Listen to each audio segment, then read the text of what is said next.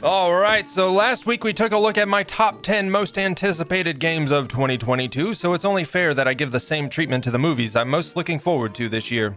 And again, like the video games industry, the movie industry has been anything but impervious to the impact of world events. From movie theaters being largely closed for nearly a year, or at the very least not having any new movies to show or anyone in the seats watching. It's really starting to feel like we've been living out our own version of the blip, you know? Except instead of an angry purple space titan with a golden gauntlet and magic space stones, we got something a little less exciting, arguably more annoying than the old purple nutsack Chen himself. Regardless, movies are back. The rate of delay news is slowing, theaters are filling seats, big releases are hitting the screens, and the most annoying people that you can imagine will be there. Noisiest candies in hand, just ready to ruin your experience. I know I'm excited. In all reality, though, I love the theater experience. I don't know what it is, but I really missed it during the lockdowns. But yeah, I just have the worst luck with rude audiences, especially after lockdown.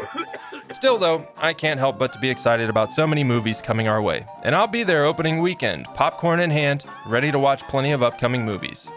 And with that, let's get into my top 10 most anticipated movies of 2022. Number 10, Top Gun Maverick. Is this movie even real at this point? It feels like we first heard about this movie a lifetime ago at this rate. Originally set to release in the summer of 2020, Top Gun Maverick kept getting pushed back. Hell, the last I knew it was going to release finally around Christmas of 2021, and then, well, it got delayed yet again. Either way, I loved Top Gun growing up, and Top Gun Maverick looks like it stays true to the original, and I'm looking forward to it. If we ever actually get to watch it. Currently, Top Gun Maverick is set to release on May 1st. Number 9, Death on the Nile. Every once in a while, YouTube has one of those ads that beat you over the face with every click of a video. The trailer for this movie was one of those ads, and they didn't just beat me with it, they bludgeoned me to death with it. But I guess it worked. I'm a sucker for a murder mystery, and the early 1900s aesthetic cast and that eerie rendition of Policy of Truth in the trailer just really won me over. I'm not chomping at the bit for this one, but it looks entertaining, and I'll be happy to watch it when I get the chance. Number 8, Ambulance. What can I say about Ambulance? I certainly can't say I'm a huge Michael Bay fan, but Ambulance has me intrigued. It looks like the right balance of drama and action, all with a solid cast. I don't even have a lot to say about this one other than it caught my interest. Could this turn out to be just some more Michael Bay schlock with all the typical tropes and explosions? Absolutely. But I don't know. I'm interested. I'll be checking out Ambulance when it comes out on February 18th. Number 7, Uncharted. Fine, okay? I've been confined behind walls for too long, alright? Big dumb fun sounds alright to me right now. From Michael Bay movies to Uncharted, sign me up for all the thrills and explosions. And apparently this year I'm just a bit more open to it because Uncharted looks fun. I didn't say good, I don't know what to think, to be honest. I've never played any of the games in the franchise and I know very little about them. But Uncharted features a cast whose films that I typically enjoy, and I'm sure Uncharted will provide plenty of fun and thrills over the course of its runtime.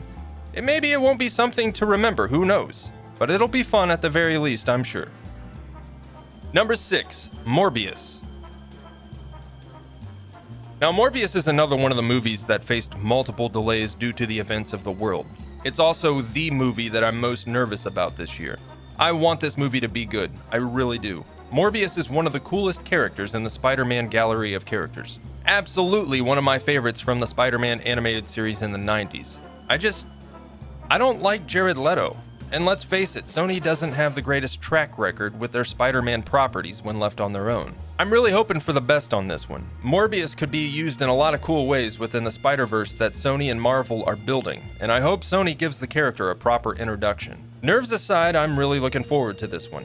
Morbius releases on April 1st. Number 5, Clerks 3.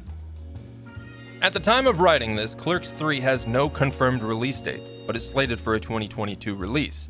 We don't even have a trailer yet, but filming is wrapped and I suspect we'll be getting some more Clerks news soon.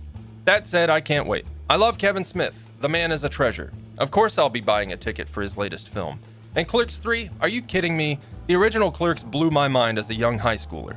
It was really the first time that it even occurred to me and many others that with the skill and determination, anyone can make a film. Smith financed his first film on credit cards and made it happen. Now, some 26 years or so later, Kevin Smith continues the stories of the characters we know and love, and I couldn't be more excited. Whenever Clerks 3 releases, I'll be there. Number 4, Spider-Man Across the Spider-Verse. Into the Spider-Verse caught me completely off guard. I went in knowing only a little about Miles Morales' Spider-Man, and I wasn't expecting much with an animated Spider-Man movie. But man, did they surprise me. Spider-Verse was a fantastic movie. From the story to the animation and style, I loved everything about it, and now we get more. Across the Spider-Verse looks like it picks up shortly after the first film, and we see Gwen coming back to Miles' universe to take him on another adventure. That's right, across the Spider-Verse. Plus, we get Spider-Man 2099.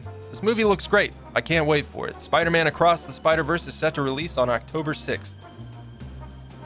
Number 3, Thor: Love and Thunder. Taika Waititi is back. I absolutely loved what he did with Thor Ragnarok, and I'm so ready for more. Hell, I wasn't even ready for Ragnarok to end, so this movie can't come soon enough. I wasn't a huge fan of the first 2 Thor films. I don't know, they just didn't grab me, and it wasn't until Marvel and Taika Waititi really kind of revitalized the character that I even really liked Thor as a character at all. Ragnarok changed that for me, with its focus on characters, humor, action, all balanced in just the right way.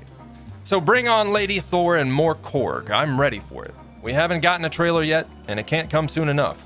But Thor: Love and Thunder is set to release on July 7th. Number 2, Doctor Strange in the Multiverse of Madness. I was already excited for Doctor Strange 2. Then WandaVision and No Way Home happened. Now I'm actually chomping at the bit to see this mind-bending multiversal insanity that is no doubt in store. From rumors of appearances from the X-Men universe and more, I'm truly excited to see what Marvel Studios has in store for this entry and, well, naturally, for the MCU at large, to which this movie will no doubt have a large impact on moving forward. Doctor Strange in the Multiverse of Madness releases on May 4th. Number 1, The Batman. Now, given the track record of recent years, it really surprises me that I have a DC movie as my most anticipated movie of the year.